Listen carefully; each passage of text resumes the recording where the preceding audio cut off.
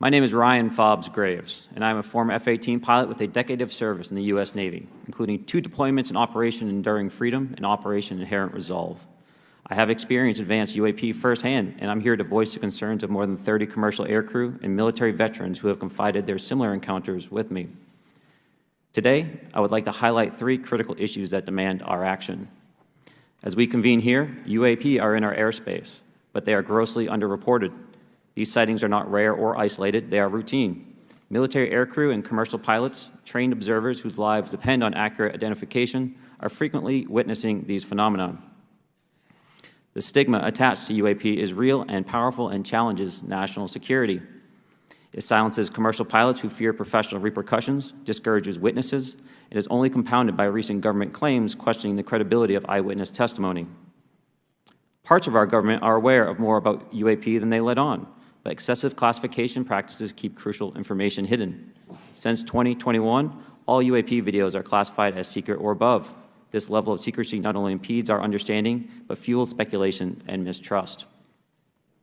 In 2014, I was an F-18 Foxtrot pilot in the Navy Fighter Attack Squadron 11, the Red Rippers, and I was stationed at NAS Oceana in Virginia Beach. After upgrades were made to our jet's radar systems, we began detecting unknown objects operating in our airspace. At first, we assumed they were radar errors, but soon we began to correlate the radar tracks with multiple onboard sensors, including infrared systems, eventually through visual ID. During a training mission in Warning Area Whiskey 72, 10 miles off the coast of Virginia Beach, 2 F-18 Super Hornets were split by a UAP. The object, described as a dark gray or a black cube inside of a clear sphere, came within 50 feet of the lead aircraft and was estimated to be 5 to 15 feet in diameter. The mission commander terminated the flight immediately and returned to base. Our squadron submitted a safety report, but there was no official acknowledgement of the incident and no further mechanism to report the sightings. Soon, these encounters became so frequent that aircrew would discuss the risk of UAP as part of their regular pre-flight briefs. Recognizing the need for action and answers, I founded Americans for Safe Aerospace. The organization has since become a haven for UAP witnesses who were previously unspoken due to the absence of a safe intake process. More than 30 witnesses have come forward, and almost 5,000 Americans have joined us in the fight for transparency at safeaerospace.org. The majority of witnesses are commercial pilots at major airlines. Often, they are veterans with decades of flying experience. Pilots are reporting UAP at altitudes that appear above them at 40,000 feet, potentially in low Earth orbit or in the gray zone below the Kármán line, making inexplainable maneuvers like right-hand turns and retrograde orbits or J-hooks.